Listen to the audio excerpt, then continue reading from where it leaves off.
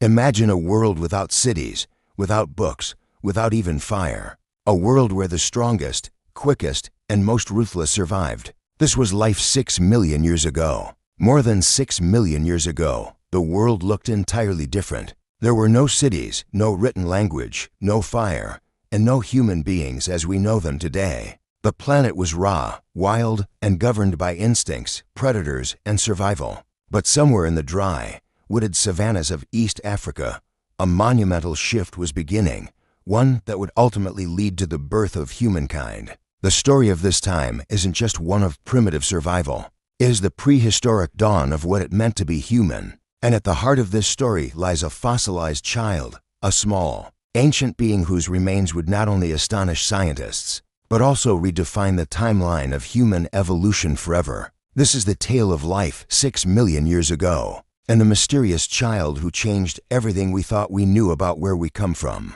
Chapter 1. A glimpse into a lost world. Among the fossils unearthed was a remarkably well-preserved skull, small, rounded, with both ape-like and human-like features. Global temperatures were gradually cooling, tropical forests were shrinking, and vast savanna landscapes were emerging across Africa, estimated to be approximately 6 to 7 million years old. Toumaï belonged to a species called Sahelanthropus tchadensis, and was one of the oldest known hominins ever discovered. They didn't have fire, tools, or language, but they may have taken the first upright steps on the long path to humanity. Though the brain case was tiny, only about 350 cc, similar to a chimpanzee's, the position of the foramen magnum, the hole at the base of the skull where the spinal cord connects, strongly suggested upright walking. This meant Toumaï may have walked on 2 legs, making him or her one of the earliest bipeds known to science. It was a small change with enormous evolutionary consequences,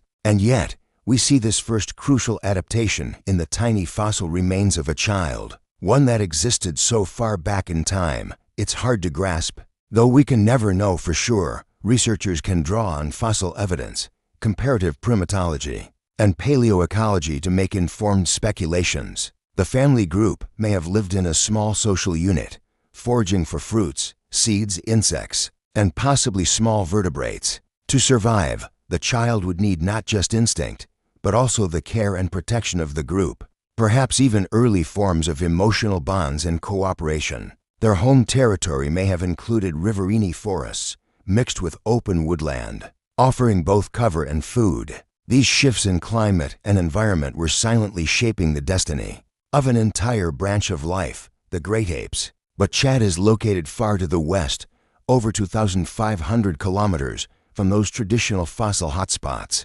But Sahelanthropus tchadensis pushed that date back by millions of years, suggesting that upright walking may have begun long before tool use or increased brain size. 6 million years ago, during the Late Miocene epoch, the Earth was undergoing tremendous changes, and all our ancestors back to the split from the last common ancestor with chimpanzees. Among them lived an elusive species, walking the fine line between ape and early hominin, and alien, saber-toothed cats, massive forest elephants, giraffes with longer necks than today, and ancient crocodilians lurking in riverbanks. Early ancestors of lions, hyenas, and even baboons stalked the grasses. Or was it a side branch, an evolutionary dead end that tried and failed to adapt? But it was the primates, particularly the bipedal ones, who would begin to shape the future in ways none of these creatures could imagine. He had a flat face, smaller canine teeth, and potential evidence of upright posture,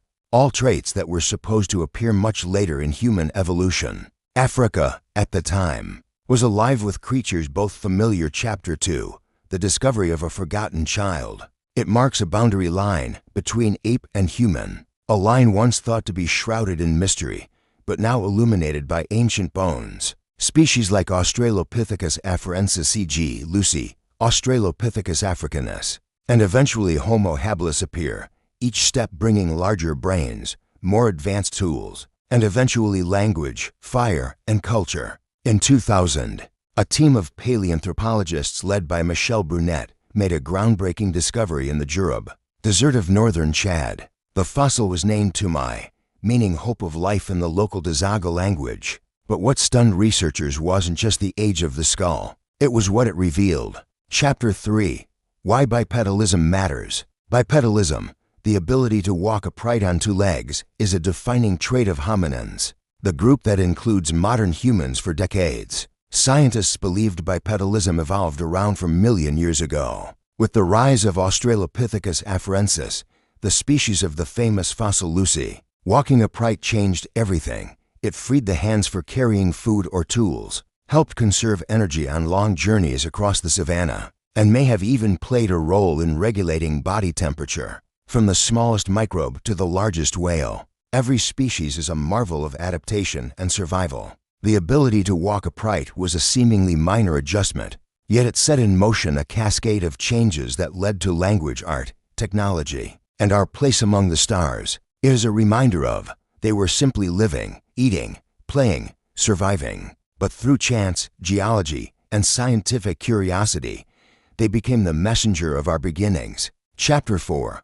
A prehistoric childhood. What might life have been like for a child like Toumaï? A young Sahelanthropus likely clung to its mother for the first few years of life. Much like modern chimpanzee infants, predators would have been a constant threat. Large cats, snakes, and raptors would have targeted the vulnerable young. What makes Toumaï remarkable is not just the physical fossil, but what it represents, a turning point in evolution where survival began to depend not just on strength or speed, but on community, adaptability, and intelligence. Chapter 5.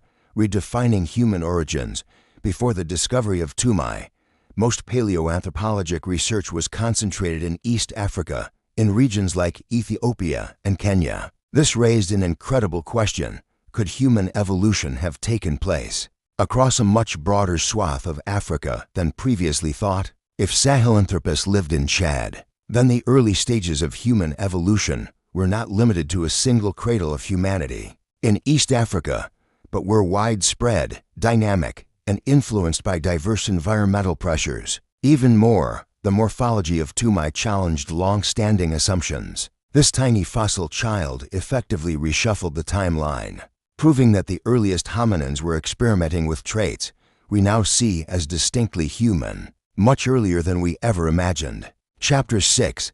The puzzle of the human family tree. One of the enduring mysteries of paleoanthropology is how all these early hominins, from Sahelanthropus tchadensis to tchadensis, did Sahelanthropus give rise to later hominins, including Australopithecus and the genus Homo? While no definitive answer exists, many researchers believe Sahelanthropus represents either. Sahelanthropus represents the earliest known member of the human lineage, or Sahelanthropus represents a very close relative of the last common ancestor, shared between humans and chimpanzees. In either case, the fossil child from Chad is incredibly important. Chapter 7.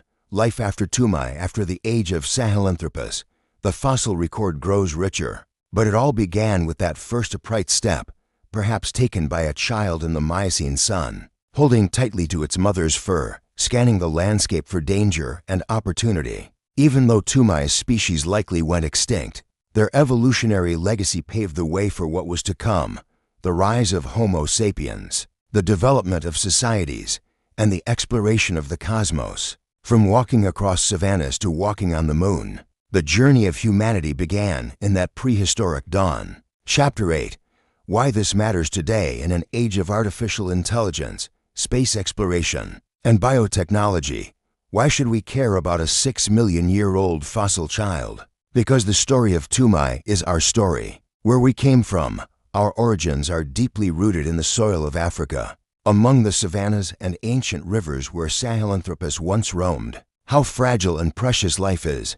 Every step of our evolutionary journey is a testament to the endurance and resilience of life, and how small adaptations over vast stretches of time can change the world. The child who redefined humanity didn't know they were doing so. Toumaï is a testament to the power of discovery, the importance of preservation, and the endless wonder that lies just beneath the surface of the earth, waiting to be unearthed. Final thoughts. A child at the dawn of time, in the silence of deep time, before words, before stories, there was a child,